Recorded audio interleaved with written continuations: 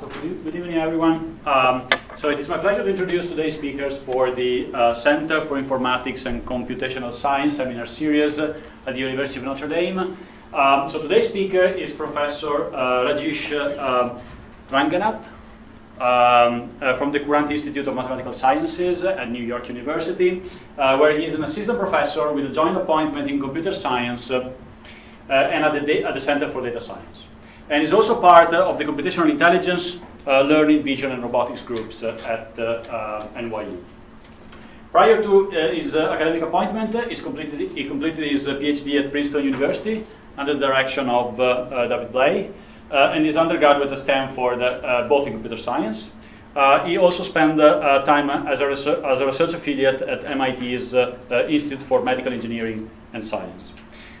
So he's a highly cited researcher, despite his young age, and particularly on his contribution to unsupervised deep learning of hierarchical representation, which basically was co-authored with Andrew Ngert, and black box automatic differentiation variational inference, co-authored with David Blay. His PhD thesis, which is basically also the topic of this talk, has received the Savage Award in the Theory and Method category from the International Society of Bayesian Analysis for an outstanding doctoral dissertation in Bayesian statistics. So his research interests include easy-to-use probabilistic inference, understanding the role of randomness in information in model building, and machine learning for healthcare. So today, he will present his work on black box variational inference, scalable, generic Bayesian computation. We thank him again very much for his visit, for being with us today, and we look forward to hear what he has to say. Thanks. Rajesh. So I'm going to talk about Bayesian computation. To set up the framework for exactly everything that will go on, we need to know what like a model is. And in the model in the sense of a probabilistic model. Here a model is something where you take in some disciplinary knowledge, like you're a doctor, you have some thoughts about like how the variables you get to observe are related. And you might also posit some like hidden structure, variables that are unobserved as well. Like the health of a patient might influence the lab values that you get to see. Then you collect some data about that patient, and once you have that data about that patient, you might try to fit the model. It's an abstract black box at this point, doesn't really say anything more than that. But once you have a model fit, you could do a couple of things. You could find some hidden structure, or you might want to make some predictions.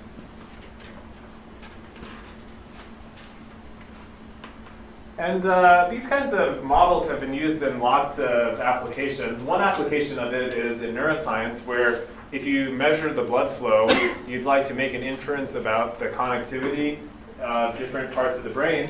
Here, that connectivity is an unobserved variable, but it influences the actual observations you get to see the blood flow. They form the basis for a certain formalization of causality, where you have, instead of having just like a probabilistic model, you actually have a causal model, and probabilistic inferences in the causal model can be used to make causal inferences. It's also been used in astrophysics, where if you have a big image of the sky, it's from the Sloan Sky Survey, and you have a bunch of light sources in here, and what you get to see is the light that's emitted, but what you'd like to actually know is, is this a galaxy? Is this a star? Is this a red dwarf? And then that's an inferential question, because if it was a red dwarf, you know what kind of light it would emit. And so given that you see some light, you'd like to know what kind of object it was. It's used in population genetics, where here you have a bunch of populations that you get to observe in the world. This population here is Yoruba, it's Nigerian, and it's Japanese at the end. But these populations, because of migration patterns, are actually mixtures of older populations. And so different populations actually share different amounts of genetics, where these two are quite similar. And you want to make an inference about that, because all you get to see are today's genetics. It can also help you understand large collections of health records, where here, for a bunch of patients, you get to see all the medications and all their diagnoses. And you want to figure out how are those medications and diagnoses related, And how are those concepts related even further? So this is actually all an inference made from observations of diagnoses and medications, but you can see like there are groups of things that relate to pregnancy, groups of things that relate to geriatrics, and things that are shared together like anxiety and myalgia, which is muscle pain. So the formal definition of a probabilistic generative model is really you have some data X, you have some hidden structure, like the population structure, a latent variable Z, and the model is just a probability distribution over that data and that hidden structure that splits into a prior, which is just the probability of the hidden structure before you see any data, and a likelihood, which is how likely are the data given that you have a particular hidden structure.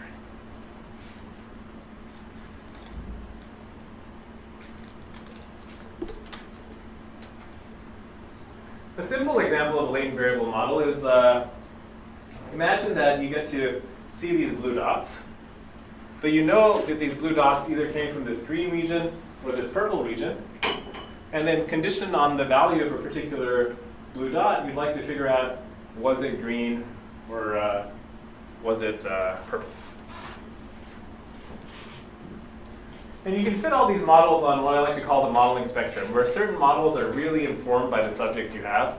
Like it might be a mechanistic model, a differential equation model of the actual process that you're looking at, or something that's very, very empirical, like a non-parametric probability density estimator that doesn't actually care about the structure and just trying to approximate the phenomenon. But regardless of the kind of model you have, if you set up one of these models, the central computational problem is really computing the distribution of the hidden structure given some data. That's to compute the posterior distribution. So what is the posterior distribution? Well, it's the probability of my data and the hidden state divided by the probability of the data. That's just a simple calculus you can make. But the trouble is that this denominator, p of x, involves integrating out all possible hidden choices. You could have to sum over a bunch of binary variables, integrate out something that's really, really high dimensional. And in general, it's super intractable. And so we're kind of like stuck. We need to do something else. We need to be approximate in some way. And one way to be approximate is to use variational inference. And how does variational inference work? Well, the distribution you care about is that dot all the way out there. You posit a family of distributions, which is this circle. So different points in this dot are different distributions.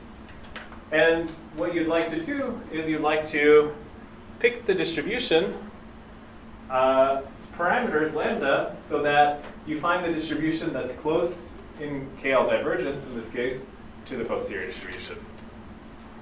And the dot is outside for the posterior because your variational approximation may not contain the posterior distribution. How do you do this? Well, minimizing the KL divergence is intractable because it has the posterior distribution inside of it. And so if you have the KL divergence from an approximation to a distribution you don't know, well, we're back to the same problem. But you can set up an equivalent problem, which is called the evidence lower bound, where maximizing this evidence lower bound is the same as minimizing the KL divergence. And this is one way to view it, but there's a second way that's a bit more intuitive that I like. So what is variational inference really trying to do? Well, if you look at the first term here, it's trying to find the hidden structure that makes your data most likely. But that's generally a single point, like it's like the maximizing point. What the second term says is, well, you have some prior belief, and you want to regularize your variational approximation so it stays close to your prior belief.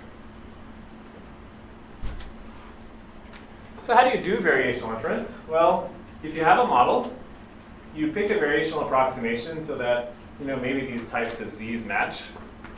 You compute an integral because the variational approximation, the evidence lower bound was an integral. And then once you compute the integral, you differentiate with respect to your parameters, and you run some sort of optimization scheme. And for this model here, which is quite abstract, but it's a topic model of documents. Here you have m documents. Each of the documents have n words. You get to see the words. Each word comes from a single topic. Each document has a distribution over topics. And then once you know a topic, you pick a word based on the distribution of words for that topic.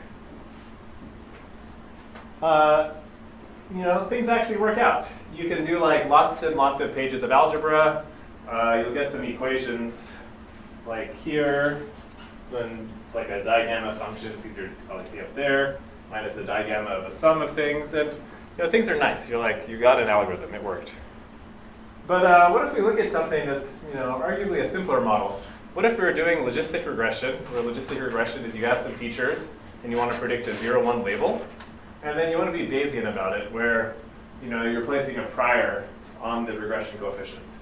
So here, z are the regression coefficients, xi are the features, and you want to make a prediction for what yi is.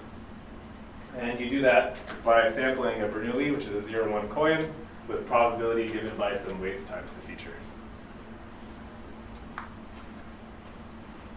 And then you can go even simpler. You can say that assume that we have one data point. We can also even say that we have one feature. And we can choose like a pretty nice approximating distribution where it's normally distributed. So a normal distribution, we have a bunch of facts. And we can write down the evidence lower bound. It has two parameters, a mean, a variance. You have the prior term, the likelihood term, and then the regularization or entropy term. And you can do some algebra, and you can actually compute some of these expectations. This is from the prior, this is the Gaussian entropy, this is from the likelihood. But for that last term, you can't analytically take that expectation. It's the expectation of a normal of the log of 1 plus exponential of something. And so you might ask, what do we do at this point?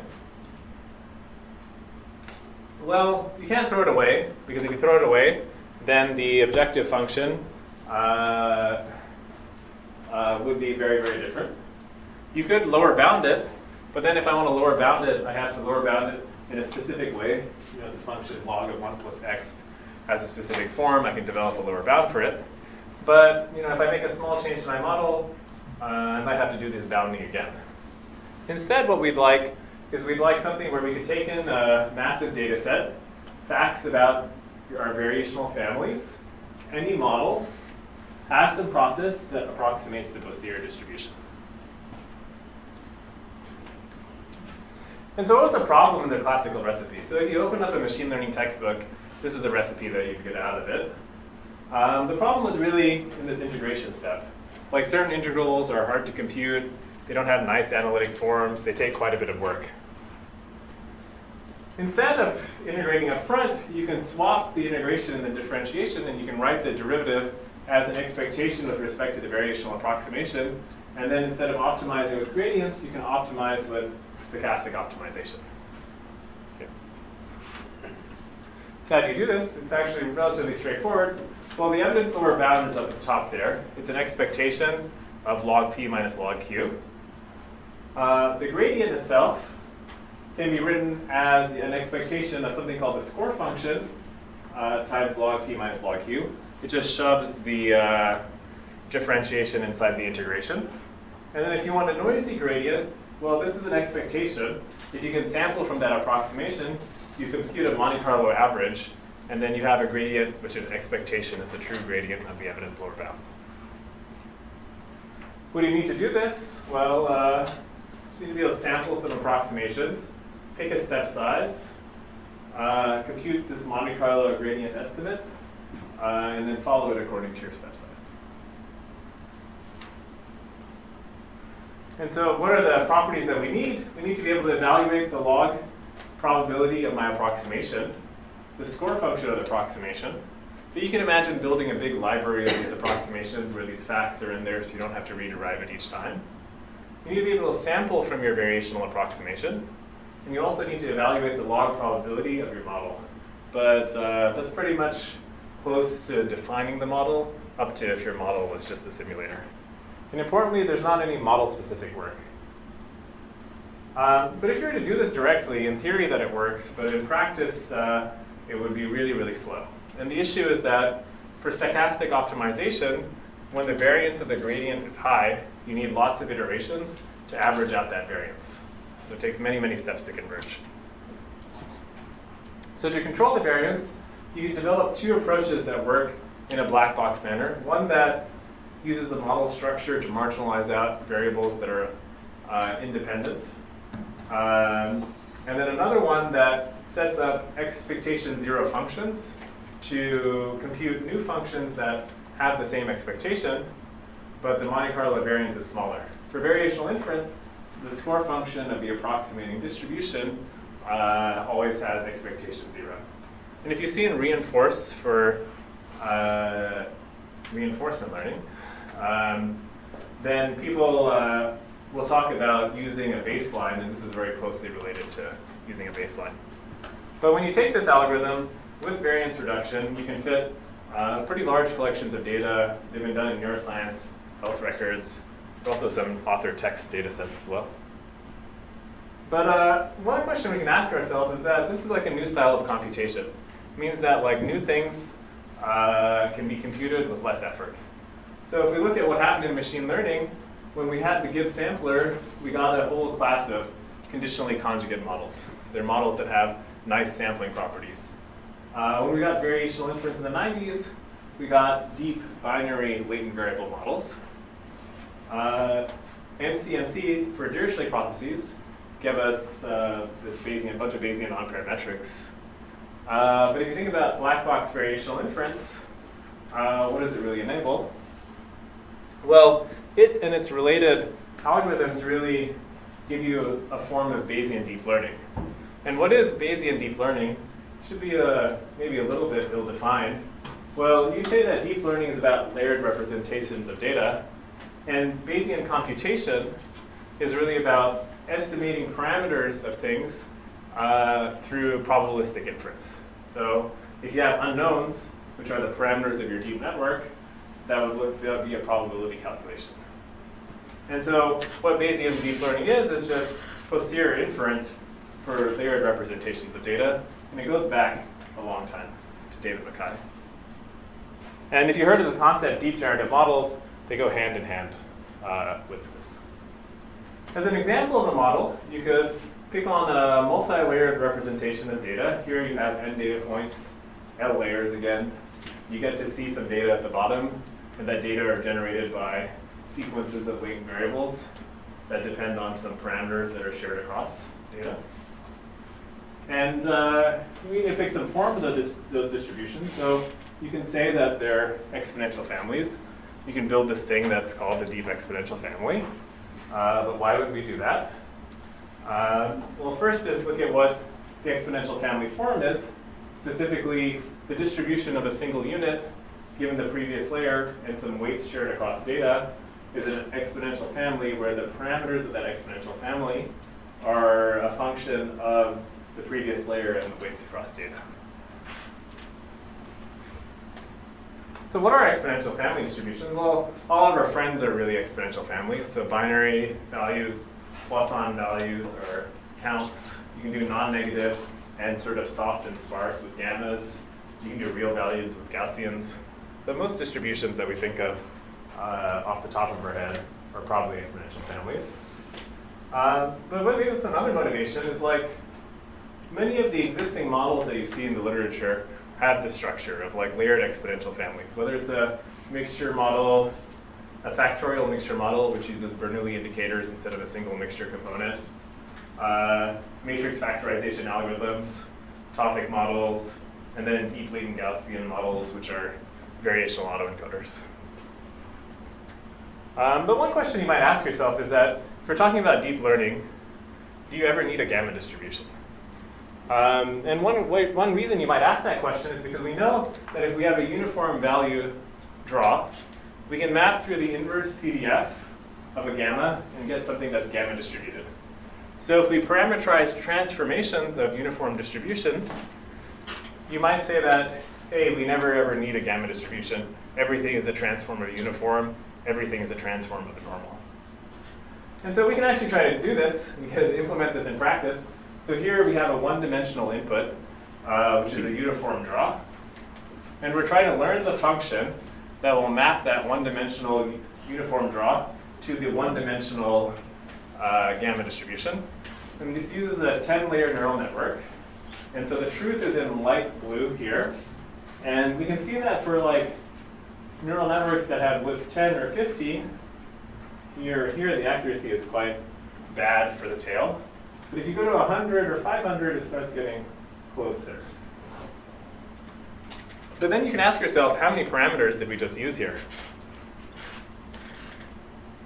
If we have a 10-layer network, and the weight matrices are, say, 500 by 500, then we've gone over 1 million parameters just to do this like one-dimensional conversion of a uniform to a gamma. So like if you don't have like truly big functions at every single spot, the choice of prior distribution you make actually makes a difference. And people study this in variational autoencoders now by using different kinds of priors, sometimes empirical Bayesian priors. But so how do we use the deep exponential family? Well, our goal here is just to explore many of them. We saw that lots of things in the older literature are deep exponential families, and what's the central computational problem? Well, we need to compute the posterior of the weights shared across data and of the representations for each observation. And we'll use variational inference with the mean field, basically where every set of distributions are independent. And once we have this set up, you can just use black box variational inference and run it regardless of your choices of exponential families. The result I showed earlier on health records was done with a gamma exponential family, which you can think of as a deep non-negative matrix factorization. But in summary, deep exponential families really have lots of classical models from the literature. It used to be before that you'd pick a model, you'd spend like months of time deriving inference for it, and then once you've derived inference for it, you're like, I'm going to write a paper on this, because you spent months of time doing a bunch of work. But now, like, you can write down your model and you can run some code in the time of the day. It might be a little bit slower than hand program code. You'll get an answer much more quickly, and this is really enabled by black box methods for inference. One thing that I didn't really talk about is like how do you choose your variational approximation? So you could choose your variational approximation in the mean field. This is what it means to be in the mean field. You have some factorization across your variables that makes them independent. The mean field, is nice in a way that if you have particular models, you get nice analytic updates. But then, we're talking about doing variational inference to study non-conditionally conjugate models, just like arbitrary models. So like, should we still use the mean field? Like, is it well motivated? And so, how might you build a richer class of distribution? Well, here we have Thomas Bayes, who is thinking about how to model some data. He's like, I need a rich family of distributions. I'll use some latent variables. Okay, I'll use hidden variables. Well, now you can replace Thomas Bayes with Neil Lawrence, who thought about this stuff in his thesis, I guess more than 20 years ago now. If you want a rich family of variational approximations, well, if you want a good family of variational approximations, you need a big class of distributions. And the way to do that would be to also use latent variables. And to really draw the parallel with fitting data, a good data model is a model P of x. The information that you get to fit P of x comes from samples from the population, which is the target. Well, on variational inference, you want to fit a Q of z. The information that you get is the unnormalized posterior, and that's the target. The target is the posterior. So to see this in practice, well, we can take a mean field model in this case, which is a variational approximation that has different parameters for each variable and treats them as independent. And we can do the standard Bayesian analysis setup. We can place a prior on those parameters. And if this prior has correlations, if you integrate out that variable, you'll induce correlations between Z1, Z2, and Z3, just like you would in a hierarchical Bayesian model. As an example, if you have a variational approximation that takes two independent gammas, and samples the parameters from those gammas from a normal distribution. You can get like oddly shaped normal distributions. So here you have anti-correlated Gaussian distribution. You then use that to sample as the parameters for a gamma distribution. You sample it. Here it's sampled with low variance, so the colors don't fuzz over. And you get this negatively correlated gamma that hugs the two faces. There are lots of priors you could use here. You could use the multivariate normal like we just saw. You could use a mixture model, which would give you little bumps. You could even do something more complicated by combining that mixture model with neural networks, with the mixture density network. You can also use something called a normalizing flow, which basically takes a sample from a non-tractable distribution, maps it through a sequence of functions, and gets something that's more complicated. The one thing to keep in mind is that the complexity of these distributions really depend on the number of parameters you inject. If a distribution has only 3 parameters, it's determined by 3 of its modes. So how do you find a good hierarchical variational model? Well, it seems like we went back to our same problem. We have some q of z given lambda that's tractable. We have a q of lambda that we're integrating out. And to compute the entropy, we need to know what the value of that integral is. We need to know what log q is. But it's funny because it's a problem we're exactly trying to avoid. But fortunately, you can solve it using an auxiliary variable approach where you take your model, you make your parameters a function conditional on the hidden state in the data, and introduce an auxiliary distribution. So this is just our model, and we've expanded it to include our original variational parameters. And once we have that, we can do variational inference in the joint space. So our original model plus the auxiliary term minus the variational approximation on the joint space. And in some sense, it's looser than the marginal model, because every time you introduce a latent variable, you're going to get a lower bound, and you'll lower bound again, and you'll lower bound again. But because you're modeling, you can model correlations, you can actually be tighter because your family is bigger. But now what do we do once we have this objective? You can use black box variational inference to just optimize it. It just looks like variational inference again. And what does this do? Well, here you have the posterior target. It's 2 Poisson distributions, or 2 count values, I should say, distributions that have some correlations. They sit along the faces where there's this big blob. You can fit a mean field Poisson approximation to it, which would just capture this big blob. If you add in complexity through a hierarchical variational model, you can capture the structure on the sides as well, too. Now we're going to try to put this in practice with the deep exponential family, where we're going to pick a couple of deep exponential families, see how a hierarchical variational model will compare to the mean field approximation. And here are results on the dataset science. So we're trying to model text, and we're looking at Poisson layers or Bernoulli layers. Here's a 1, 2, or 3 layer model. It's a 1, 2, 3 layer model. The numbers are smaller is better, amidst perplexity. So if you're less perplexed, you understand your data better. But these results are good in a way that they say that, hey, these numbers are smaller than these numbers, so maybe my inferential quality got better. But I think what's interesting about them is that if you were to look at the mean field approximation, and you were to say, let's pick the best model, you would pick this 1-layer Bernoulli model, because it has the smallest number. But then if you were to change your approximation and not use the same model, you would see that with the hierarchical variational model, this Poisson model is best. And so that should be a little bit disconcerting, because part of the motivation to do inference in the black box manner is really you feed in a model, you get the result. But then if you feed in the model and get a result, and your result depends on the type of inference that you used, model and inference have become coupled. They're no longer separate.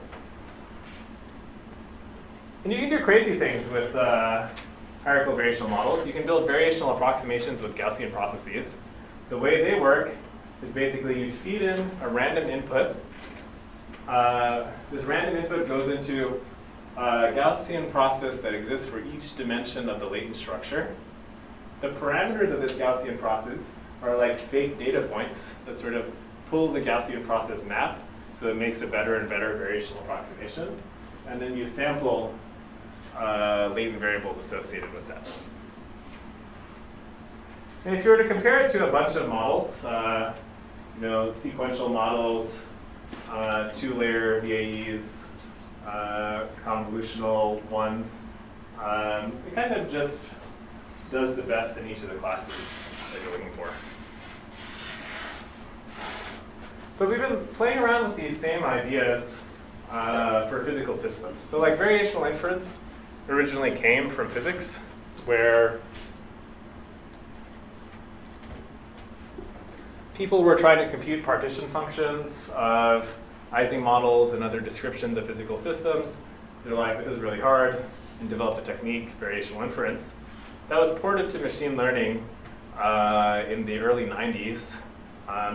And then it's been pushed and pushed and pushed to something that's very different than what it was before.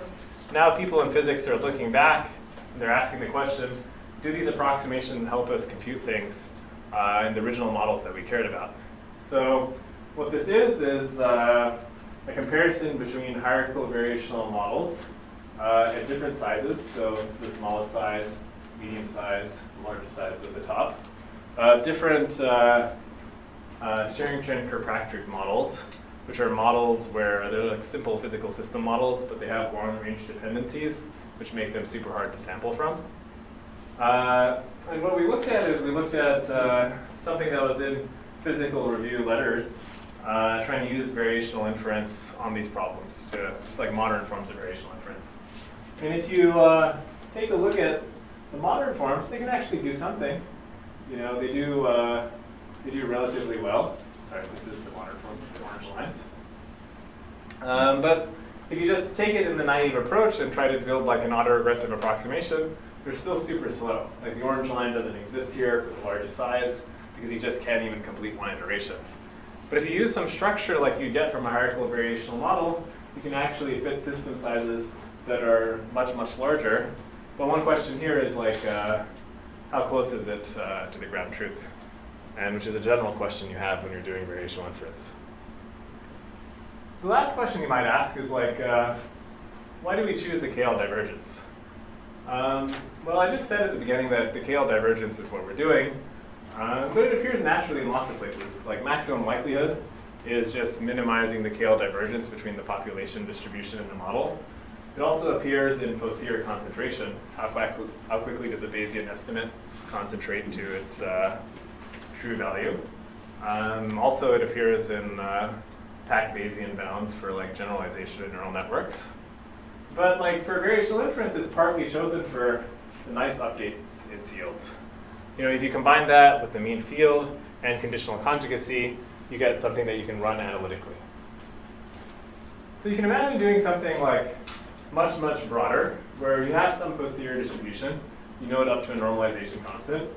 You have some sampling process from that's a variational approximation. You have an operator. An operator maps functions to functions. You have a family of test functions that take in the operator and possibly the variational approximation itself and tells you how good your variational approximation is. It's a little bit abstract, but we can make it more concrete by saying for variational inference, you can choose an objective like above, where you say that the error in the variational approximation is the supremum over functions f. When the operator is applied to f, you look at the expectation of q. You're like, that's just a bunch of notation. Like, how is that meaningful or useful at all? Well, you want to impose two conditions. One is closeness, where that if you had p, the true posterior, instead of q, then for all f, when you apply that operator to f, the expectation is 0. And then you want tractability too, where if you have an operator pq that's originally in terms of the posterior, you want to be able to write it in terms of the joint distribution because you don't know the posterior. And so intuitively, what is operator variational inference measuring, or what do these objectives measure? It's the worst case mismatch in expectation among all of the functions passed through the operator. And how do you choose these functions? Well, you can just parameterize both the variational approximation and the test functions with neural networks and set up a minimax problem that looks like a GAN.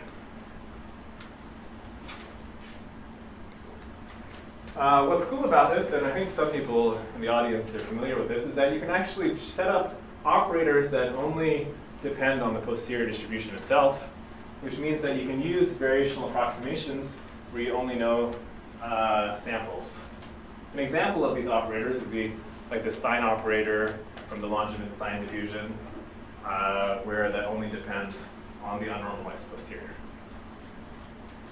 But once you have these, you get much more flexible variational approximations, ones where you actually don't need to know what the density of the approximation is. Variational program operators have a tight relationship with a couple of other objects. One of them are MCMC sample quality metrics, because if I can take samples from Markov chain Monte Carlo, tell you a number about how good they are, if you minimize that number, that's kind of the style of variational inference. I've set up an optimization problem where if I minimize it, I have good samples according to my quality metric. They're also closely related to control variance for Markov chain Monte Carlo. Because if I know a fact about the posterior distribution, if I know that its expectation is 0 with respect to some function, then I can use that expectation 0 function to reduce the variance of an MCMC computed expectation. Because I can always subtract mean 0 functions and have the same mean. You can do these on really toy examples. You can draw 2 random variables from a normal distribution. You can compare to see if one is greater than 0. If it is greater than 0, you can return a function of that noise. Otherwise, if it's smaller than 0, you return another function of that noise. And so this is what I mean by having a variational approximation that's just a piece of code. Because here you're not tracking any likelihoods through it. You're just generating samples.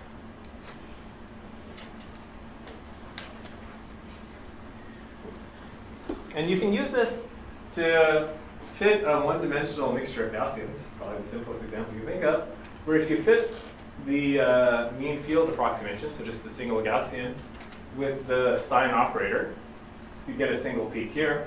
Where if you take this program where you generate samples from, you'd actually fill out both peaks.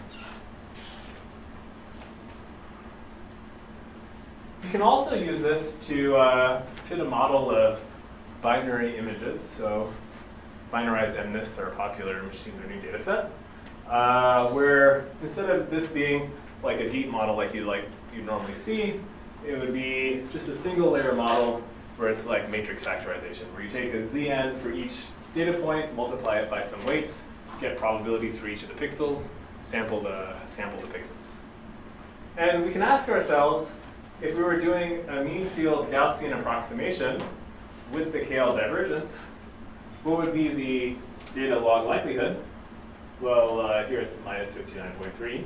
Here, higher numbers are better, but to maximize the likelihood. If we were to take the same mean field Gaussian approximation with the Langevin-Stein operator, you get a much, much worse number. And this shouldn't be surprising because KL divergences are related to maximum likelihood.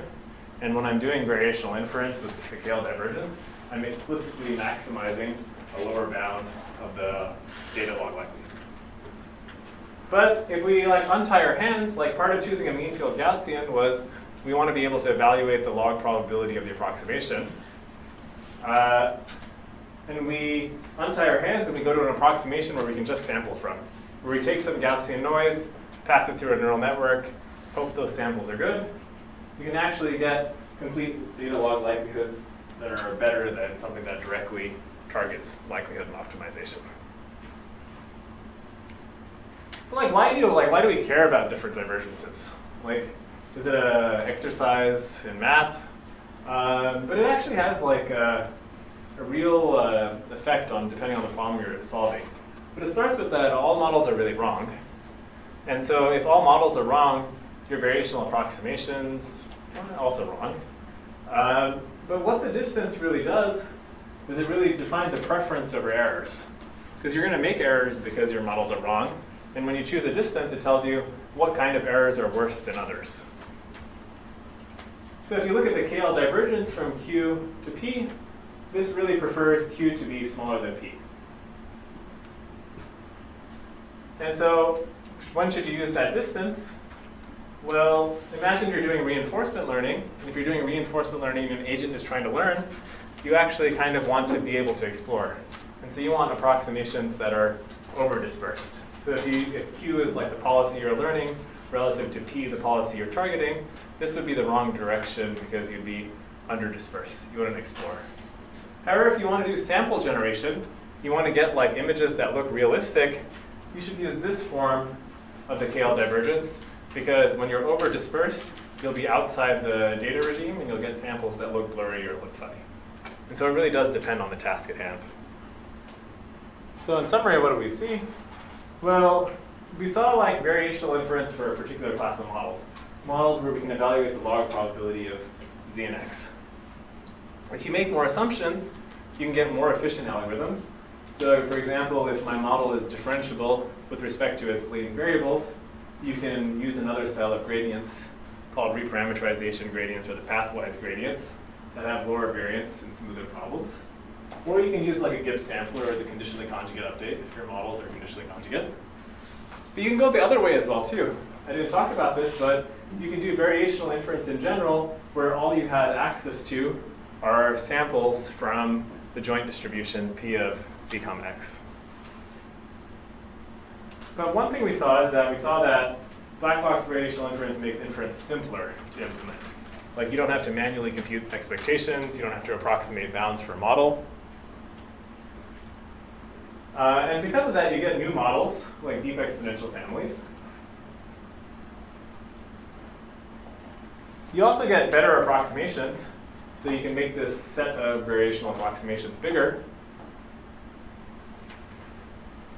And you can try alternative divergences, like operator variational inference. We've also looked into the chi divergence, which is useful for important sampling. But one thing you can say is like, this talk says like everything is rosy. So you can really ask yourself, is, do we like do lots of cool things? Well, one is like, what do you do if you want to be true to the model? Like a lot of machine learning, you don't actually care about being true to the model. You want the model plus whatever inference to give you the best quality prediction. And if it predicts well, then maybe you'll trust what the inference provided you. If you have like a true model, like some sort of like physical system, and you want to get a single parameter and you want to know your uncertainty, one question is like, what should you be doing? Another question is like, intuitively you can think about how divergences should be chosen based on the downstream task, but like, that's a lot of labor for somebody who's a user of these methods. They have to think about like, where should their errors be made? They should choose a divergence that is appropriate for where their errors are made, and they should try to minimize that divergence. Another problem, which is more of a computer science problem, is like, there are lots of places for errors to appear. Like your model could be bad, your inference could be bad, also your data could be bad too. And so like if you have all these sources of errors, can you isolate one? How do you have unit tests? Like if you're doing like test-driven development, what does test-driven development look like for a probabilistic program? And there's some new stuff that's happening along the way here. One is like, if you don't care about your model, then you should just take some estimator that you have of the probability of x that might use a model inside of it, and then just optimize the hell out of it. So if you have like sequential Monte Carlo or like annealed importance sampling, which give you unbiased estimates of p of x, if you take logs of that, you'll get lower bounds, and you can optimize any parameter that's inside of it. You can optimize the sampling frequency, the proposal distributions, whatever it might be, and that would still give you a lower bound for the object that you're trying to maximize. Another thing is like, if your models are really, really big, you're going to need to have different kinds of approximations. Like imagine that you have like a really big material or a really big physical system where you have millions of variables. And then now you tell me that correlations matter for those millions of variables, then like I'll have like a millions by millions covariance matrix, and things just became intractable. So you need to use like structural assumptions that should be automated to get scale and accuracy for systems that just have large numbers of random variables. I do have a little bit of time left, so I'm going to change gears a little bit. And talk about model interpretation. I'm going to not use that phrase more in a little bit. But what is model interpretation? Well, you have some data that's used to train a model. It's like a black box model, like a neural network, maybe a random forest, gradient boosted tree, and then it makes predictions for you. But you want to peer inside because you want to see what part of X is important for Y. What does the model think? What is the model using to make a prediction? And there are many ways you might want to do this. You can take a model.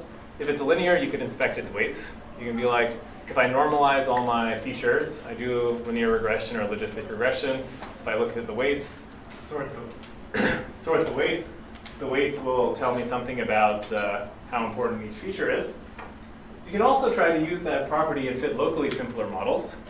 So I can pick an X, I can take a region around that X, fit a linear model there, and say for that region of X's, this model tells me what features are important.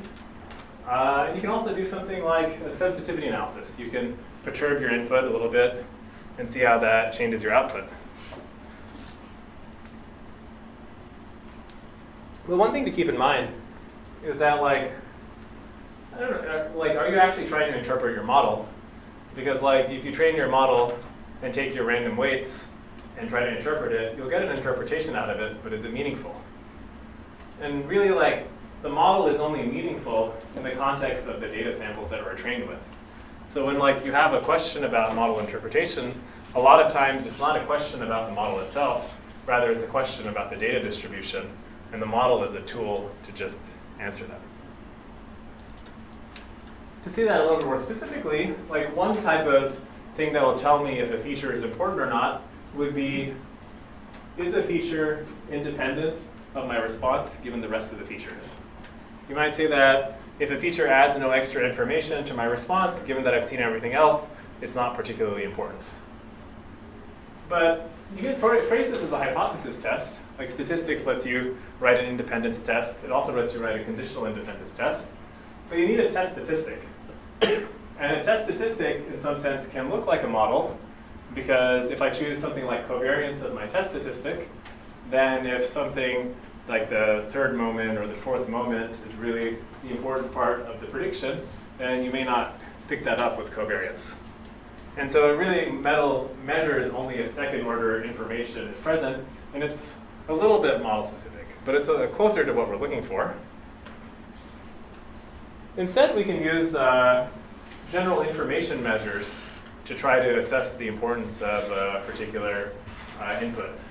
So one thing we can define is just the additional mutual information, which measures the average scale divergence from the joint distribution of a variable in the response, given the rest of the variables, to the product of the marginals, assuming they're independent.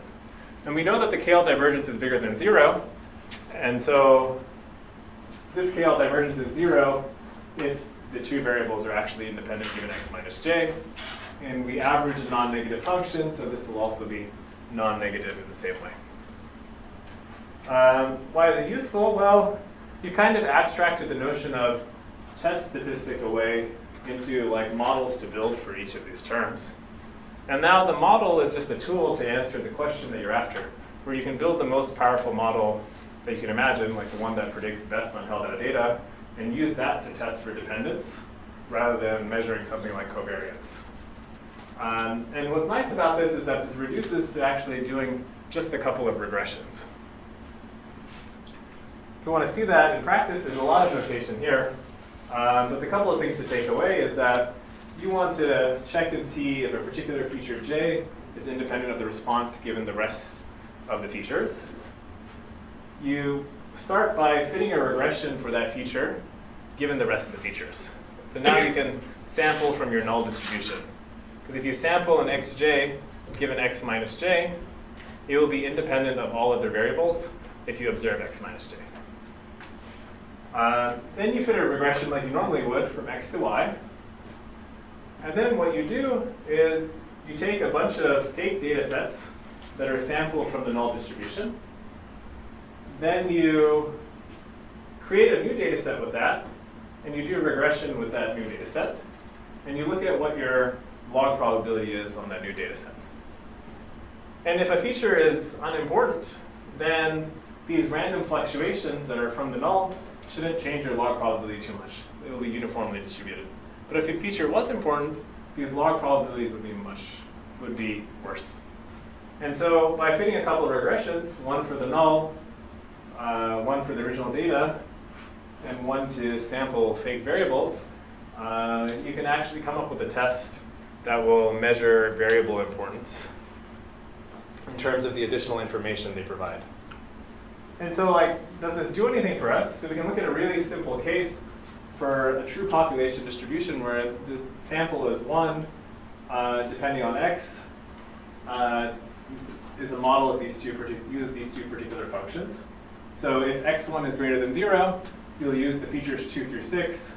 If x1 is less than or equal to 0, you'll use the features 7 through 11. And you can ask yourself the question, is the selector variable x1 important? And so if you use this additional mutual information randomization test, you'll say 97% of the time it is.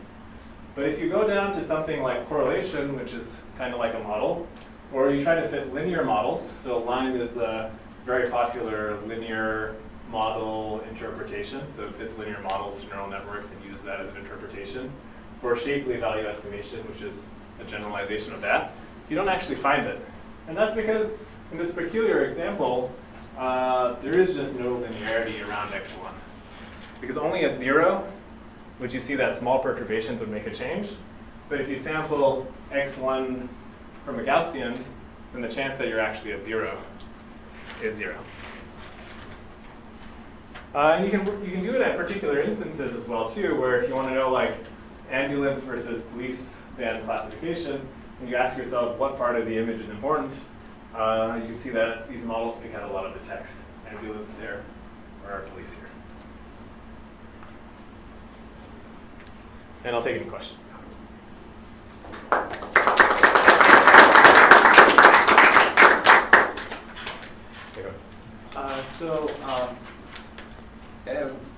These are basically, for example, variational inference and sequential Monte Carlo method. When people comparing these two, they associate variational inference to a more speedy method rather than more accurate, whereas sequential Monte Carlo is more accurate.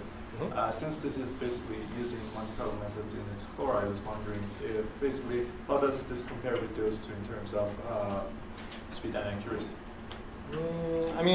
So there are certain times if you're to do variational inference and you're not to change your variational approximation, then you'd say that the accuracy is the same.